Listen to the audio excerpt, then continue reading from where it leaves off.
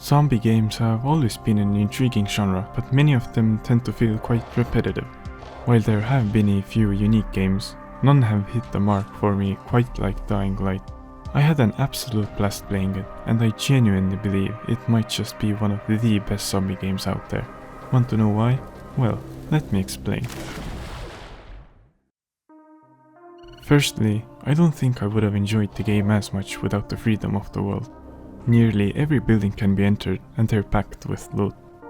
There's always something around the corner, like a lootable house, a new side mission, a random NPC, and so on. I would try to get to my next objective, but would instantly get distracted. It isn't bad though, because you'll really need to explore the city for materials, crafting recipes, weapons, and experience. There are even some Easter eggs and hidden areas, so exploring every inch of the city is so rewarding.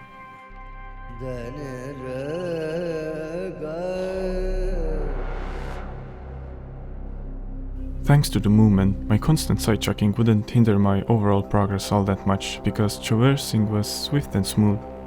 The movement might feel slow and tedious in the beginning, but as you get used to the feeling of the game, gain more skills, and become faster by leveling up, you'll start to really enjoy the freedom the game has to offer. Basically every surface can be climbed, and you can approach every building or area from any angle imaginable. Just when you think that the movement couldn't get any better, you get the grappling hook. It's a massive game changer, and makes traversing the ever-expanding wasteland so much more fun. There does come a problem with large open world games. They often run into the risk of being devoid of life.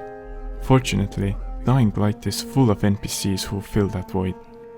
Some of the NPCs are kind, some are trying to have fun, some have become psychopaths and resorted to hurting others. Some have succumbed to their delusions, but let's not forget that all of them are doing their best to just survive in this catastrophic city. I truly can't talk about the world building without mentioning the consequences actions have here.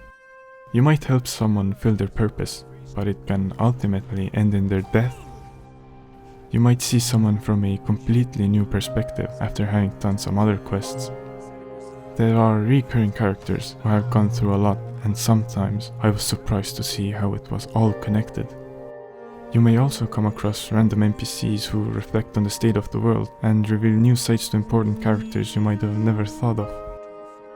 Dare I even say, some of the side missions were better written and helped the world building more than the main story missions. I hope somewhere I may find forgiveness for what I did, for what I couldn't do. Harran may be blooming with life, as ironic as it may seem, but it still takes place during a zombie outbreak, and death is always around the corner. The ability to protect yourself is essential, and the game perfectly captures how it feels to deal with hordes of mindless wandering threats. Early on, you're weak with barely any stamina, weapons, or skills. I played on the hardest difficulty, Nightmare, and I am not lying when I tell you that I died frequently when starting out, but it was usually due to my own incompetence. You really need to think with both feet on the ground. It's possible to just use melee weapons to slowly grind away health, but it drains stamina really fast, and once it runs out, zombies will take advantage of you. Brute forcing your way through hordes of undead isn't the goal, but thinking outside of the box is.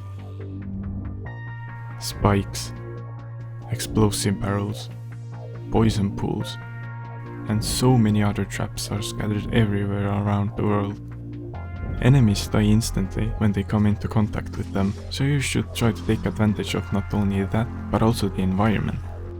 Fire can ignite oil barrels to create explosions or light enemies on fire.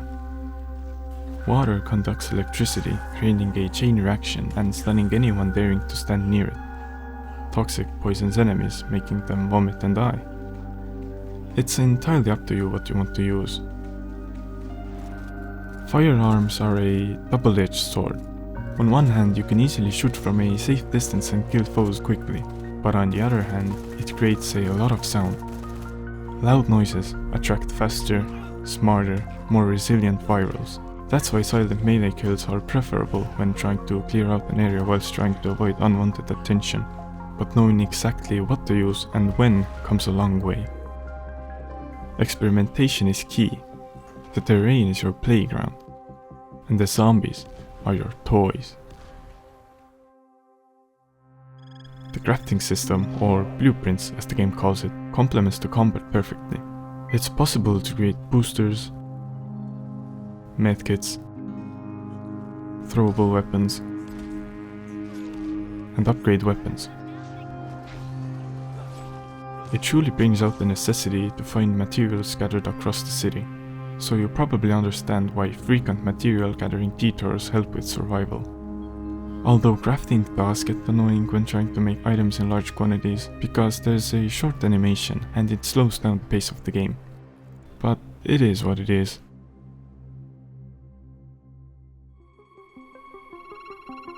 Where some games aim for massive skill trees, Dying Light prioritizes quality over quantity. No flat upgrades to stats, but rather new moves or abilities.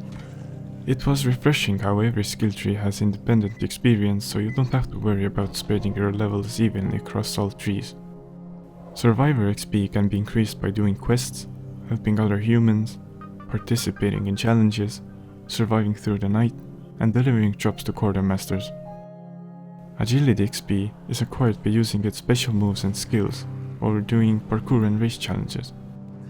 Power XP can be increased by attacking and killing enemies, or by doing battle challenges.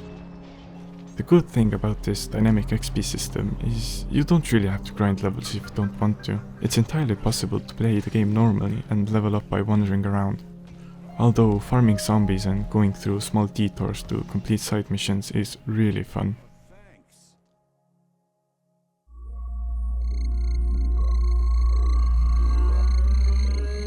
Getting too carried away roaming the city means you see the sunset and the night rise. That's where the horror aspect of the game really comes out. The night in Dying Light is a high risk, high reward mechanic. The reward comes from getting double XP for power and agility levels. If you want to farm XP, then you should probably do it at night.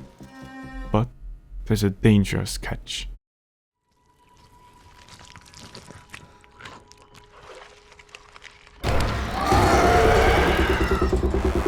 Volatiles are extremely aggressive mutants. I always got shivers down my spine when I tried to sneak around volatiles trying not to get caught by their gaze, because once one of them spots you, others will get alerted and start chasing you. Adrenaline starts pumping, and a single mistake means certain death. Luckily, you can stop a chase sequence by running around until they lose sight of you, or by getting to a safe zone.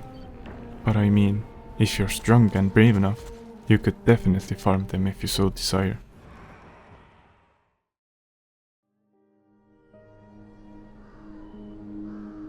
So, Dying Light definitely has its flaws, but they absolutely pale in comparison to everything the game does right.